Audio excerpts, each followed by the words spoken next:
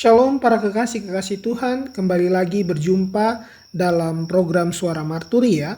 Hari Sabtu tanggal 18 Juli 2026. Hari ini kita bersama akan merenungkan firman Tuhan yang terambil dari kitab Amsal pasal 9, ayatnya yang ke-8 hingga ayatnya yang ke-12.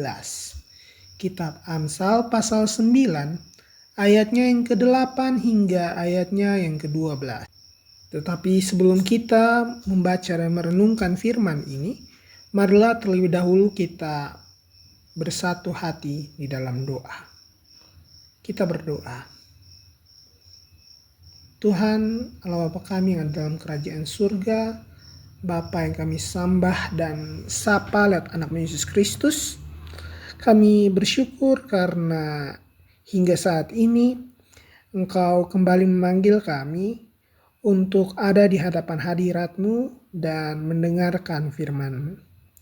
Bukalah pikiran kami supaya kami tidak hanya memahami kehendak-Mu, dan lembutkanlah hati kami supaya kami tidak menolak ketika Engkau menegur, membimbing dan mengubah kami melalui firman ini. Kiranya Roh Kudus bekerja di dalam kami, sehingga firman ini tidak hanya berlalu begitu saja, tetapi boleh tetap tinggal dan kami hidupi. Di dalam nama Tuhan Yesus kami berdoa. Amin. Kita membaca kitab Amsal pasal 9, ayatnya yang ke-8 hingga ayatnya yang ke-12. Janganlah mengecam seorang pencemooh supaya engkau jangan dibencinya. Kecamlah orang bijak, maka engkau akan dikasihinya. Biarlah orang bijak nasihat, berilah orang bijak nasihat, maka ia akan menjadi lebih bijak. Ajarilah orang benar, maka pengetahuannya akan bertambah. Permulaan hikmat adalah takut akan Tuhan, dan mengenal yang Maha Kudus adalah pengertian. Karena oleh aku umurmu diperpanjang, dan tahun-tahun hidupmu ditambah. Jikalau engkau bijak, kebijakanmu itu bagimu sendiri. Jikalau engkau mencemooh, engkau sendirilah yang akan menanggungnya. Demikianlah pembacaan firman Tuhan. Bapak Mama, saudara-saudara yang dikasihi Tuhan, kita selalu ingin menjadi lebih baik. Tetapi tidak semua orang mau ditegur. Kita suka sekali kalau dipuji, tetapi kita tersinggung ketika dikoreksi. Padahal menurut kitab Amsal, perbedaan terbesar antara orang bijak dan orang bodoh bukanlah perkara tingkat kecerdasannya, tetapi bagaimana sikapnya dalam merespon teguran. Ayat ke-8 berkata, hardiklah orang bijak, maka ia akan mengasihi engkau. Kalimat ini mungkin kedengaran bertolak belakang dengan logika kita. Bukankah biasanya orang yang ditegur justru marah? Tetapi bagian firman hari ini memperlihatkan bahwa orang bijak melihat lebih jauh daripada rasa sakit sesaat. Dia melihat bahwa teguran itu adalah bentuk dari kasih. Dia tahu bahwa orang yang berani menegurnya adalah orang yang paling peduli terhadap pertumbuhan hidupnya. Menariknya dalam bahasa Ibrani, kata menghardik atau menegur yang dipakai di sini itu bukan cuman sekedar memarahi. Kata itu juga bisa diartikan sebagai tindakan meluruskan, mengembalikan ke jalan yang benar. Jadi teguran itu tujuannya bukan untuk mempermalukan, tetapi mengarahkan ulang, memulihkan. Ayat berikutnya berkata, berilah orang bijak nasihat, maka dia menjadi lebih bijak. Jadi orang bijak tidak pernah merasa dia sudah selesai belajar.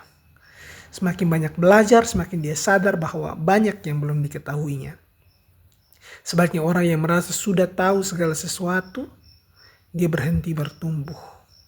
Kesombongan menjadi penghalang terbesarnya untuk memperoleh hikmat. Saudara, mungkin kita terkadang berhadapan dengan pasangan kita, orang tua kita, sahabat kita, rekan kerja kita, atau bahkan anak-anak kita yang sebenarnya dipakai oleh Tuhan untuk menunjukkan sesuatu yang perlu diubah dalam hidup kita.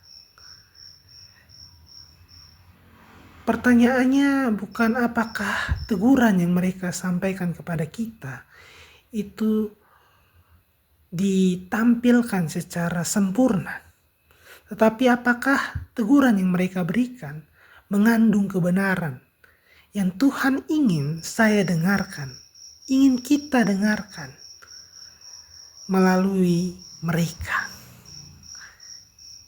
Kemudian ayatnya yang ke-10 membawa kita kepada akar dari hikmat, yakni takut akan Tuhan.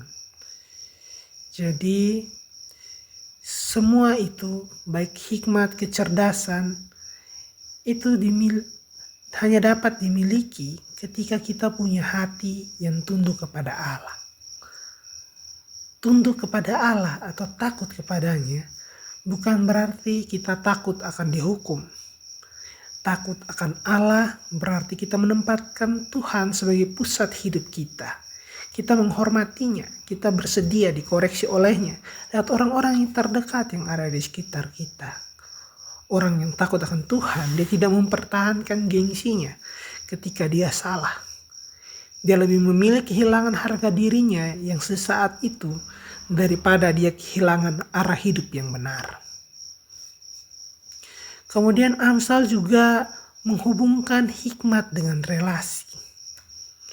Dikatakan bahwa mengenal yang Maha Kudus adalah pengertian. Itu di ayatnya yang ke-10. Jadi hikmat itu bukan pertama-tama soal kita tahu, tetapi bagaimana kita mengenal Tuhan. Dari hubungan itulah lahir kepekaan untuk membedakan yang benar dan yang salah. Ayatnya yang ke-11 berbicara bahwa hikmat itu membawa kehidupan yang diberkati. Tapi ini bukan berarti bahwa orang bijak dia selalu hidup panjang tanpa masalah. Tapi yang dimaksudkan adalah hikmat membuat hidup seseorang ada di jalan yang benar sehingga dia terhindar dari banyak kehancuran yang sebenarnya bisa dihindari. Lalu ayat yang ke-12 berbicara soal penegasan. Jika engkau bijak, kebijakanmu itu bagimu sendiri. Kalau engkau seorang pencemooh, maka engkau sendirilah yang akan menanggungnya. Pada akhirnya ada pilihan pada diri kita. Tidak ada orang lain yang bisa memilih menjadi bijak bagi kita. Orang tua tidak bisa, pendeta tidak bisa, gereja juga tidak bisa. Setiap hari kita menentukan sendiri apakah kita mau jadi pribadi yang mudah diajar atau pribadi yang selalu membela diri. Saudara-saudara, dunia kita hari ini mengajarkan bahwa kita harus selalu benar. Tetapi firman menyapa kita dan menyatakan bahwa orang percaya itu bukan orang yang tidak pernah salah. Kita penuh dengan kesalahan. Tetapi orang percaya adalah mereka yang bersedia untuk ditegur dan diubah oleh Tuhan setiap hari. Kiranya kita punya hati yang rendah, hati yang mau belajar dan menerima teguran sebagai bentuk kasih Tuhan yang membentuk kita. Amin. Mari kita bersatu dalam doa. Tuhan, kami bersyukur untuk firman-Mu yang boleh kami dengar dan refleksikan pada hari ini. Ampunilah kami Tuhan jika dalam hati kami sering menjadi pribadi yang keras, yang mudah sekali tersinggung dan sulit untuk menerima teguran daripada sesama kami. Untuk itu, ajarlah kami supaya punya kerendahan hati, Sehingga kami mau belajar, kami mau bertumbuh, dan kami mau terus diperbaharui oleh kebenaran firman-Mu. Luruskanlah hati kami ya Tuhan. Tanamkanlah dalam diri kami rasa hormat dan takut akan Tuhan, yang mana hal tersebut menjadi dasar dari segala hikmat. Bentuklah kami menjadi pribadi yang merindukan kebenaran dan rela juga dikoreksi oleh kebenaran. Pakailah hidup kami jadi berkat bagi keluarga kami, bagi gereja, bagi tempat kerja, bagi masyarakat, sehingga dalam setiap tindak kami boleh mencerminkan hikmat yang datang daripada-Mu saja ya Tuhan. Di dalam nama Tuhan Yesus kami berdoa, amin. Saudara-saudari, terima kasih sudah mengikuti Suara Marturi ya. Ingatlah bahwa orang bijak bukan orang yang jarang ditegur. Tetapi orang bijak adalah orang yang menjadikan setiap teguran menjadi kesempatan untuk bertumbuh, untuk menjadi benar di hadapan Tuhan. Kiranya Tuhan memenuhi kita dengan damai sejahtera, hikmat, dan sukacita. Tuhan Yesus memberkati. Shalom.